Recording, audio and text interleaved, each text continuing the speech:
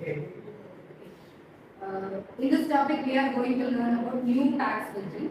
அதாவது 23, 24 வரைக்கும் டாக்ஸ் பே பண்ணுறது ஃபாலோ பண்ணிட்டு ஸ்லாமுக்கு ஒரு ஆல்டர்னேட்டிவா இப்போ 24, 25 அகாடமிக் இயருக்கு அதாவது அசஸ்மெண்ட் இயருக்கு நியூ டாக்ஸ் ரெஜிம் வந்து மாறி இருக்கு. அதை வந்து பார்க்கணும். அதை டீல் பண்ணுற செக்ஷன் வந்து section 115 BAC of Income Tax Act 1960. Okay, we are going to see the key features of this section one by one. This regime is optional. There is no need to opt this regime compulsory. If you want to opt old regime, we can proceed. அதுக்கு அது விருப்பம் இல்லை அப்படின்னா நம்ம new regime வந்து follow பண்ணணும். சரியா? இதுல ஒரு தடவை இந்த ரெஜிம் நம்ம ஆப் பண்ணிட்டோம் அப்படின்னு சொல்றோம்னா ஒரு டைம் மட்டும்தான் மாற்றிக்க முடியும் ஒரு வருஷத்துக்கு. இப்போ ஃபார் எக்ஸாம்பிள் இந்த அசஸ்மெண்ட் இயருக்கு நம்ம நியூ ரெஜிம் படி நான் டாக்ஸ் ஃபைல் பண்ண டிசைட் பண்ணேன்னா நீ திருப்பி பழைய ரெஜிமுக்கு மாறணும்னா ஒரு டைம் மாறிடும். ஸோ ஒரு வருஷம் ஓல்டு ரெஜிம் ஒரு வருஷம் நியூ ரெஜிம் சொல்லி சுவிட்ச் ஓவர் ஆகணும். இதுதான் அதுதான் ஃபர்ஸ்ட் திங். இந்த ரெஜிம் கீழே என்னென்ன ஸ்லாப்ஸ் இருக்குன்னு பாருங்க. ஃபர்ஸ்ட் வந்து 2,50,000 வரைக்கும் that is no need to pay tax. உங்களுக்கு தெரியும் நம்மளோட டோட்டல் இன்கம் 2,50,000 வரைக்கும் இருந்துச்சு அப்படின்னா டாக்ஸ் பே பண்ண தேவையில்லை. ஸோ இந்த ஸ்லாப் செகண்ட் ஸ்லாப் வந்து between 2,50,000 to 5 lakh. இதுக்கு 5%, 5 lakhs to 7,50,000 10%, 7,50,000 to 10 lakh 15%, then up to 12,50,000 20%, up to 15 lakhs 25%, more than 50 lakhs we need to pay 30%. இதுதான் வந்து நியூ ரெஜிம் படி டாக்ஸோட ரேட் வந்து. ஓகேவா? இப்போ ரிவிஷன்ல என்ன நடந்துருக்குன்னா up to 3 lakhs வரைக்குமே டாக்ஸ் ரேட் வந்து கொண்டிருக்காங்க. புரியுதா? ஸோ இதுதான் அதில் ஏற்படுத்தியிருக்கிற சின்ன மாறுதல். இதுல ஒரு டிராபேக் என்ன அப்படின்னு பார்த்தீங்கன்னா இந்த நியூ ரெஜிம் நம்ம அடாப்ட் பண்ணும்போது நிறைய எக்ஸப்ஷன்ஸும் டிடக்ஷன்ஸ் வந்து கிளைம் பண்ண முடியும். ஓல்ட் ரெஜிம்ல பார்த்தீங்கன்னா ஏதாவது எக்ஸப்டட் இன்கம் நீங்க படிச்சிருப்பீங்க. அந்த இன்கம் ஏதாவது எக்ஸப்ட் ஆகுது அப்படின்னா அதை வந்து நம்ம கிளைம் பண்ணிடலாம். ஆனால் இந்த நியூ ரெஜிம் நீங்க போறீங்க அப்படின்னா எக்ஸப்ஷன்ஸ் எதுவுமே கிடையாது, டிடக்ஷன்ஸ் எதுவுமே பண்ண முடியாது. புரியுதா? So housing allowance, leave travel allowance, standard deduction under section 80C to 80, interest on housing loan இது எதுவுமே நம்மளால அவைல் பண்ணிக்க முடியாது. இதுவே பழைய இருக்கிற ஓல்ட் ரெஜிம் நம்ம ஃபாலோ பண்றோம்னா இந்த அலவன்சஸ் எல்லாமே நம்ம கிளைம் பண்ணணும். சரியா? Next one deductions and exceptions. இதுல வந்து நிறைய டிடக்ஷன்ஸ் இருக்கு, அதுவுமே நம்ம வந்து கிளைம் பண்ணிக்க முடியாது when we follow this new regime. அது என்னென்ன டிடக்ஷன்ஸ் நம்ம அப்படி அவைல் பண்ண முடியும் அப்படின்னா employees contribution to NPS under section 80CCD நம்ம பார்த்துட்டோம். நேஷனல் பப்ளிக் ஸ்கீம் சொல்லிட்டு ஒரு இன்வெஸ்ட்மெண்ட் பிளான் இருக்கு. அதுக்கு எம்ப்ளாயிஸ் கான்ட்ரிபியூட் பண்ணும்போது அந்த அமௌண்ட் நம்ம டாக்ஸ் பே பண்ண தெரியும். அதுதான் வந்து டிடக்ஷன்ஸ் ஆர் எக்ஸப்ஷன்ஸ் சொல்றாங்க.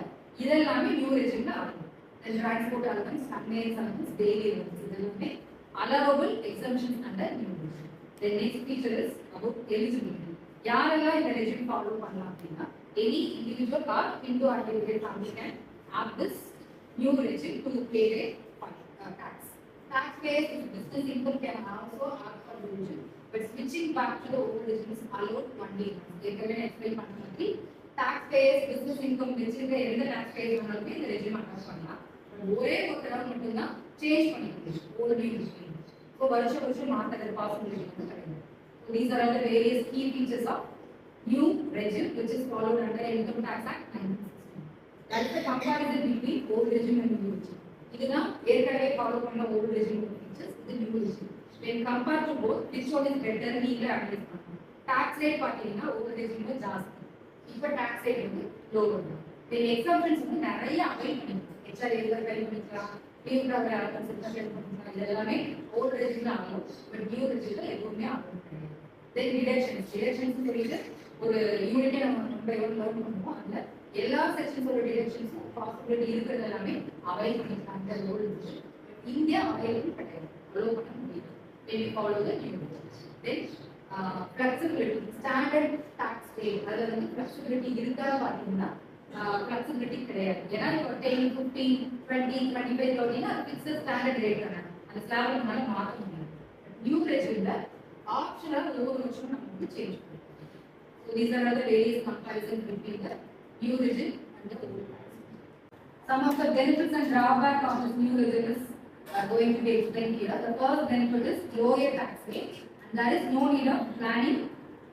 There is no need of tax planning because there are so many options for tax saving purposes.